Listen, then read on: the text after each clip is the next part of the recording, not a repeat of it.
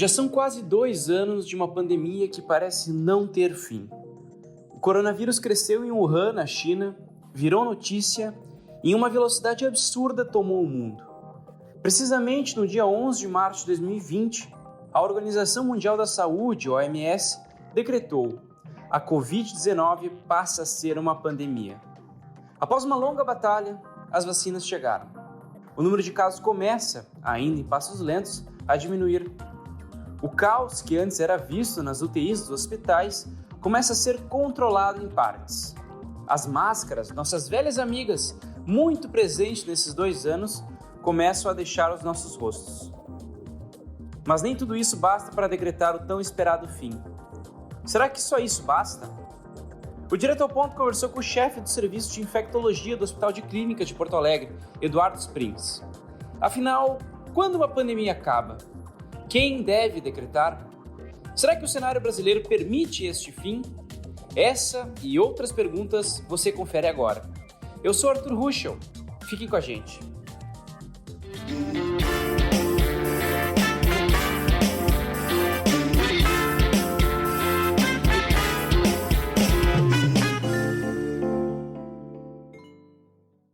Doutor Eduardo, muito obrigado pela tua disponibilidade, por estar atendendo direto ao ponto. É um prazer falar com o senhor. Eu que agradeço a oportunidade. É um prazer estar aqui com vocês. Bom, doutor, a primeira pergunta que eu lhe faço. Ao longo dessa pandemia, a população se acostumou a ouvir diversas palavras relacionadas à pandemia. Entre elas, surto, endemia, epidemia e, claro, pandemia. O senhor podia só explicar rapidinho para nós qual é a diferença entre cada uma delas? Vamos lá. Surto é quando tem um episódio de 2 ou 3 casos dentro de um local mais restrito. Epidemia é quando tem um surto, são um número muito maior de casos acontecendo em determinados locais. Pandemia é quando tem diversos focos dessa epidemia acontecendo de forma simultânea. E a Covid é um exemplo claro disso, porque ela afetou praticamente todo o planeta Terra. A endemia seria o passo seguinte à pandemia. É quando a doença continua, mas em números bem mais baixos e controlados de novos casos. Bom, doutor, agora já lhe fazendo a pergunta principal do nosso podcast, da nossa entrevista. Afinal, quando que uma pandemia ela acaba, doutor? Quem decreta isso e quando ela tem um fim? Com certeza, ela não decreta por mandato, tá? Isso é uma coisa que não acontece. As pandemias elas podem terminar sendo focos epidêmicos, por exemplo.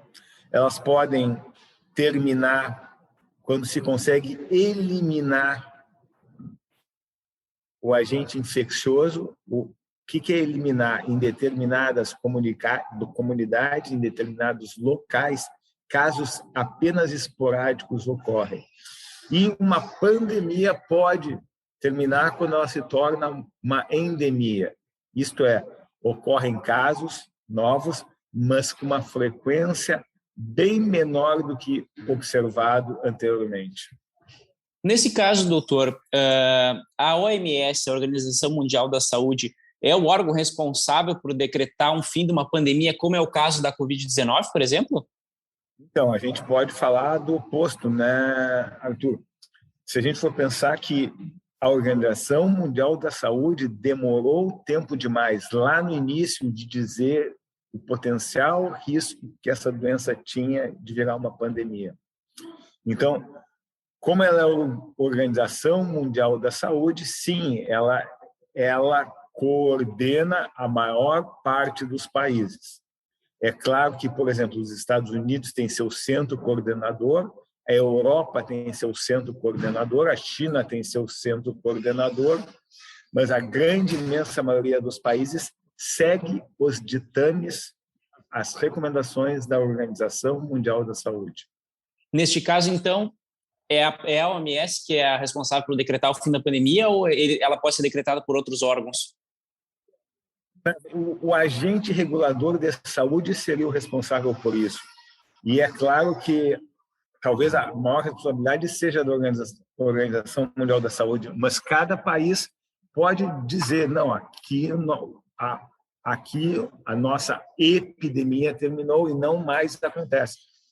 Ou, se a gente for pensar na nossa nação como um todo, então a gente pode dizer, não mais ocorrem casos no Brasil, que está longe de ser verdade. Nós temos números de casos novos semelhantes ao que havia em novembro.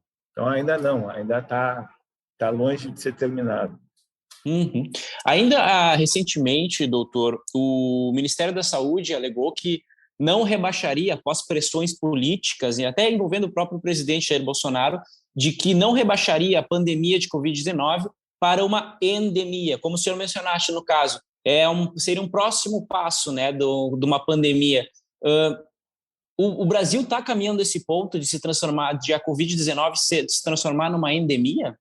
Então, a gente está sempre...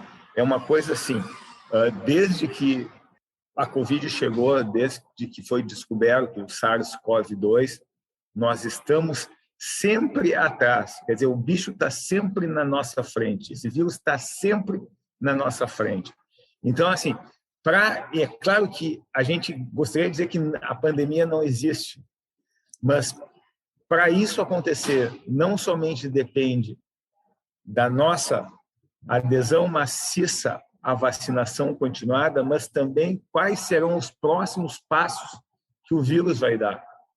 Será que uma nova variante vem aí? A gente tem que sempre pensar que as variantes vêm mais adaptadas ao hospedeiro. E nós, como humanos, somos o hospedeiro desse vírus. Então, a pandemia fundamentalmente, ela depende de duas coisas: de quanto a gente conseguirá proteger a nossa população, como qual é o próximo passo que o vírus vai tomar. Neste caso, doutor, como o senhor mencionaste, a questão relacionada à pandemia, caso ocorra o fim da pandemia, seja decretado o fim da pandemia, mas que outros cuidados devem ser mantidos? Como o senhor mencionaste, pode acontecer de outras variantes retornarem e a pandemia ter um grau maior de infecção, voltando a ser classificada como pandemia, né? Mas quais os cuidados que devem ser mantidos após ao decreto do fim de uma pandemia, e mais do que isso, o que precisa ser monitorado depois disso? A vigilância deve persistir, então assim, a gente não pode perder a vigilância, então os casos devem ser notificados, então isso é fundamental. E da nossa parte, o que realmente a gente pode continuar fazendo é vacinação maciça. Suspeita de uma nova variante, a gente tem que, pelo menos, entender que a máscara é a medida não farmacológica mais protetora contra vírus com transmissão respiratória. Isso é extremamente importante. Então, as máscaras são fundamentais na ajuda da proteção contra a disseminação desse vírus. Nesse caso, doutor, eu reforço mais uma vez lhe perguntando. Claro que a população hoje, como a gente já tem acompanhado, a flexibilização do uso de máscaras, a gente tem a vacinação avançando no Brasil. Será que chegará um ponto em que o brasileiro vai poder conviver com a Covid-19 a ponto de transformar, como a gente já vem conversando, né? Se transformar numa endemia, ou seja, uma doença que o brasileiro uma doença que o brasileiro convive ao longo dos anos, mas de certa forma a gente vai conseguir chegar a esse ponto? Então, se a gente, eu sempre tenho dúvida, eu não consigo imaginar isso aqui virando endemia. Eu acho que a gente está fazendo muito esforço, né? Mas a ideia que a gente tem é que se eu tiver vacinação maciça que proteja a população por um tempo duradouro, e se eu tiver intervenção medicamentosa, isto é, medicamentos antivirais específicos contra a Covid, eu consigo dizer que a pandemia, pelo menos estará controlada e essa doença não será mais uma ameaça à nossa população. Neste caso, não é o que a gente tem hoje. Hoje a gente não tem as ferramentas necessárias para isso.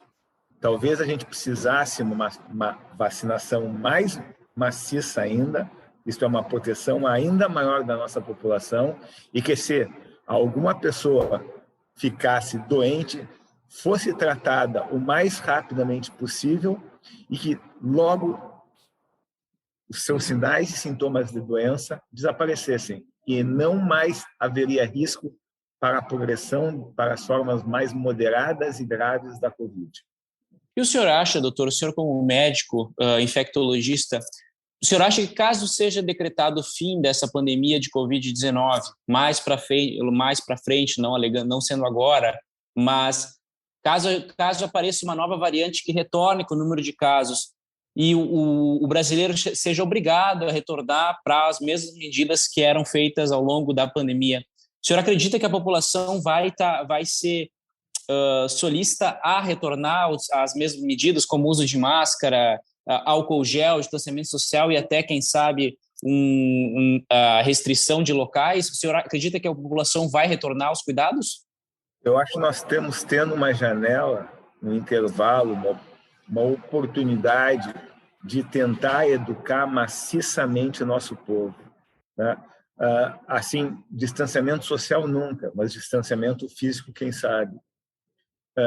Baixar a guarda, estar desprotegido, não vale a pena, porque tu vai estar te expondo. Ok, se tu não tem medo de te expor, tem que pensar que se tu for contaminado, tu vai poder expor outras pessoas. Então, acho que nós estamos tendo um intervalo para que a gente consiga investir em educação. E a gente tem que entender que educação e ciência andam juntas.